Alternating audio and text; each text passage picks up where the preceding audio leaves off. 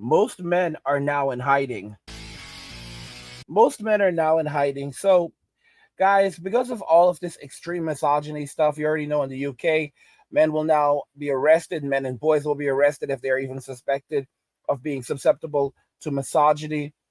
And this is a very serious issue. As a result, more men are dropping out of society or just walking away, going MWA or MGTOW. Watching this video to fully understand the implications of how and why men are in hiding, and how this is going to affect society and how society is actually responding to it. And now let's just jump into this first video. Cooper, who is the Home Secretary, she is saying that extreme misogyny will be treated as terrorism for the first time under government plans to combat the radicalisation of young men online. She's ordered a review of Britain's counter-terrorism strategy to urgently address gaps in the government's stance and to look at tackling violence against women and girls in the same way as Islamist and far-right extremism, amid fears that current Home Office guidance is too narrow. Well, let's ask the opinion of Aisha Ali Khan. She's a human rights and women's rights campaigner. Aisha, thank you for joining me this afternoon. What do you make of this proposal from Yvette Cooper, the Home Secretary? Hi. So we've been talking about something like this for the last, 4 or 5 years now. And every time this kind of idea comes to the table and we discuss it, we get comments like the comment you just read out saying, violence against women and that kind of domestic abuse should not fall under the category of terrorism. And I think what we've definitely seen has been a massive increase in young people being radicalized online, especially young men. And these men have been, they're unhappy, they can't get a relationship, and they fall under the category of incels, which stands for involuntary celibate. Basically, so these are young men who can't get a relationship. They are incels, involuntary celibates, as you say, and they hate women as a result of this, and they fall into whether they fall into or go there voluntarily, we can talk about in a second. But they're certainly very, very misogynistic and sometimes violently misogynistic. Absolutely. I wonder what That's what it is too.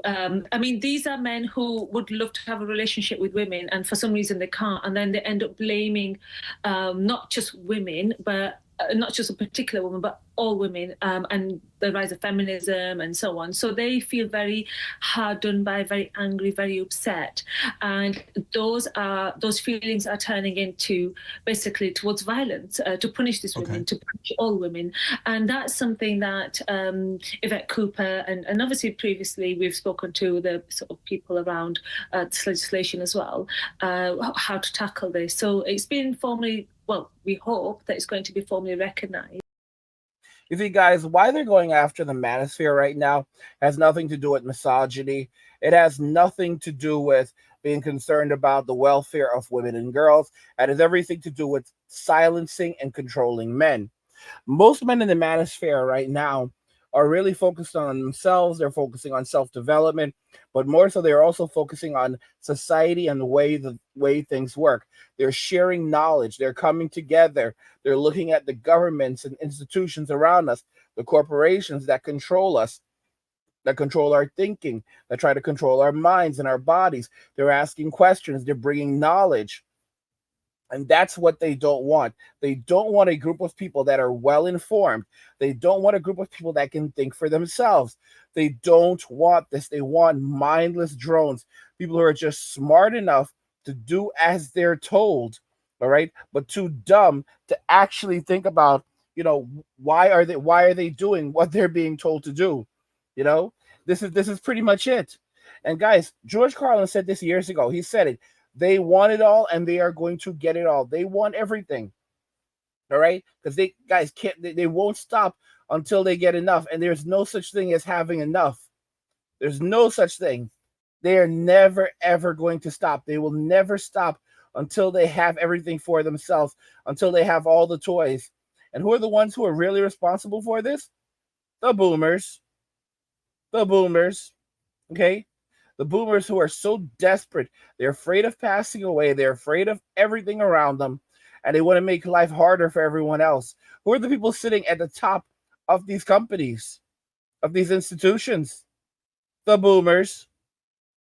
They on a daily basis, I've got these people either threatening me or demanding that I stop blaming them or speaking about them. In some cases, even saying that, what we would call child abuse today, what made us stronger. So we shouldn't complain because the boomers introduced us to reality, even though they don't want to face the reality of poverty and destitution right now because they didn't plan for retirement. Guys, as a result of what's happening around us, most men have pulled away from society. Guys are leaving the United States, leaving Western societies. They've been doing this for a long time in Australia. They've been doing this in various countries in the in throughout the EU. Men are walking away. If they want to be in a relationship, they're going overseas and finding a Filipina or a Latina or an Eastern European woman, or they're even going to Africa and finding a nice lady from Africa from a traditional home and starting a family that way. Or they're leaving just to find their peace. They may not even be interested in a relationship. They just don't want to be in their societies anymore where they are hated for simply existing. You have to understand that we are in Western society. Men, specifically heterosexual men, are more hated than the cockroach. We are treated like subhumans. We are viewed as subhumans. We are not wanted, but they want our attention, our time, and our money. Okay? They absolutely despise us and have nothing but disdain for us. She mentioned the incels, but there's something that they don't talk about, the femcells. Who are femcells? Well, the incels are involuntary celibate men who are not able to get into a relationship. But what are femcells? Femcells are basically women who simply hate men and do not want to be in a relationship with them. That's a femcell. When a man says things like this, or even says, anything they deem misogynistic because, they question the status quo, they are demonized and now they are being branded as terrorists and they will be dragged off in the UK and by the Department of Terror and investigated and held and stripped of their human rights. But it is quite normal for women to say even worse. And I mean, things like hashtag, delete all men. Do you remember that? Give your money to women. There's been, if you look at feminism, the literature is littered with instances where they've called for, the reduction of the male population down to about 10% to make it more manageable. These are big parts of feminist theory. And I don't blame feminism. I keep on telling you guys, do not blame feminism for what's happening here right now.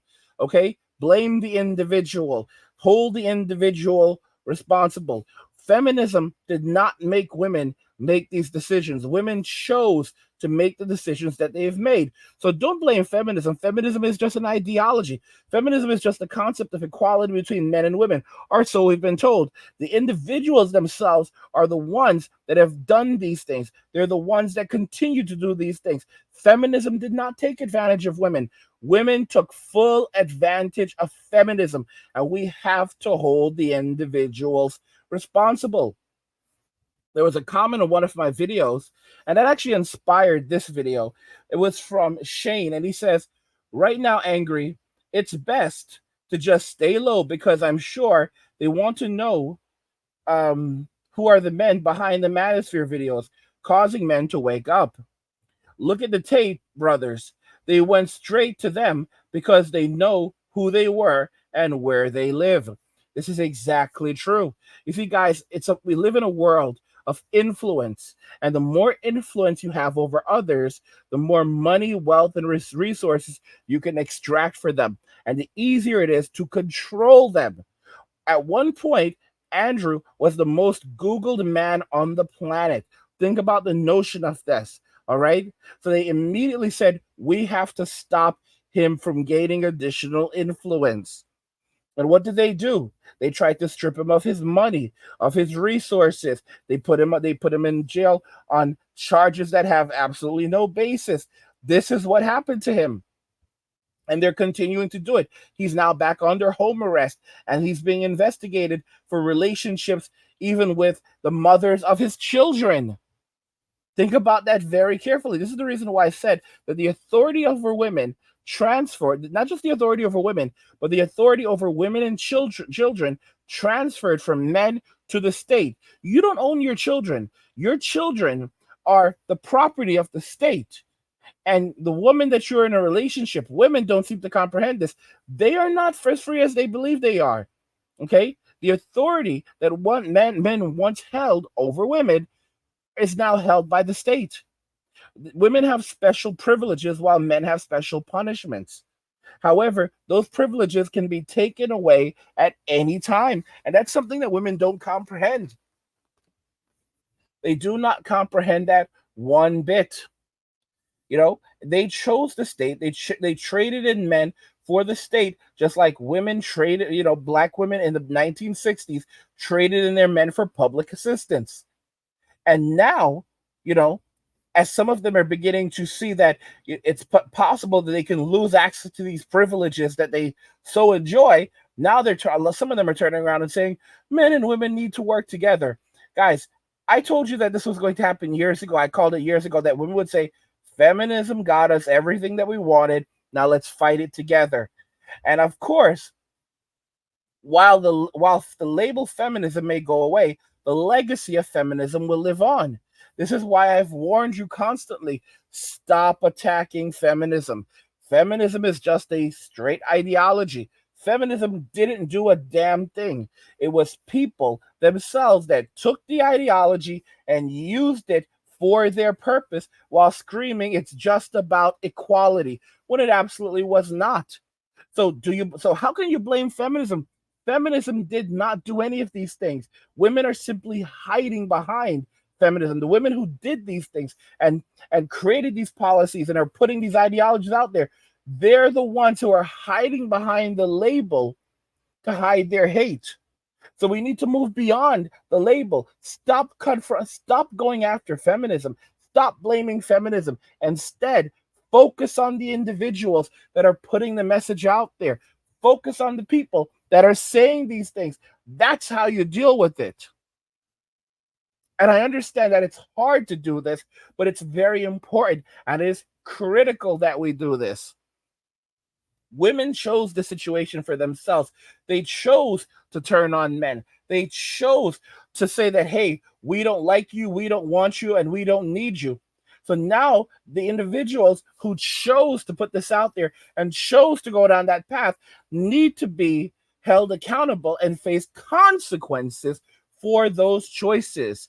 And for them to face those consequences, men have to allow them to be held accountable. For them to be held accountable, we must stop putting blame on an ideology and hold the individuals themselves accountable. We need to stop saying feminism or feminist, and we need to say women, okay? We need to show them an extraordinary amount of respect by confronting them head on and saying, you are the one who said these things. We're not going to talk about feminism because this is not feminism. This is women. These are women who are saying these things, women who have made these decisions. Feminism is not to blame for any of this. This is all the individual themselves. And when you confront them like that, they are left, they're basically exposed.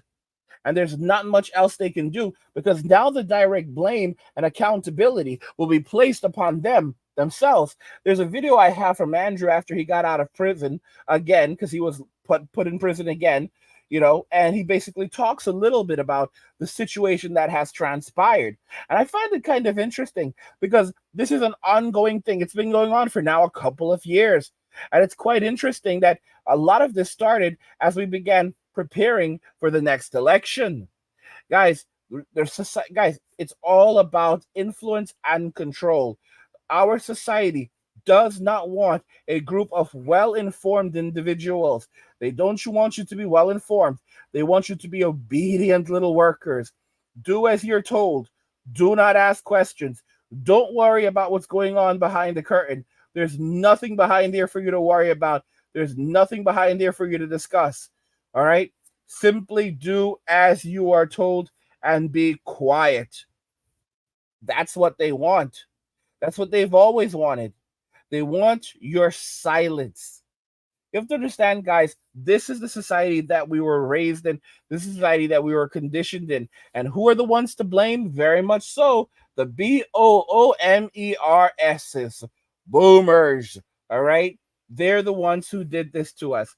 By the way, guys, if you're enjoying this video, you can watch the extended version of this video in the Angry Guy Clubhouse. So you can head over to the Angry Guy Clubhouse to watch the extended video, which is actually going to be quite a bit longer than this. And you can actually go over to you can actually find the Angry Guy Clubhouse linked in the description of this video. You should also see something pop up on your screen that may take you there as well. And you can go and watch the video over there. It's pretty lit, guys. But I mean, it's absolutely insane what's going on right now. The boomers chose this. They created this reality for us, and now we have to live in this miserable dystopia. It's a miserable dystopia, and it's a dystopia that was created and shaped for us.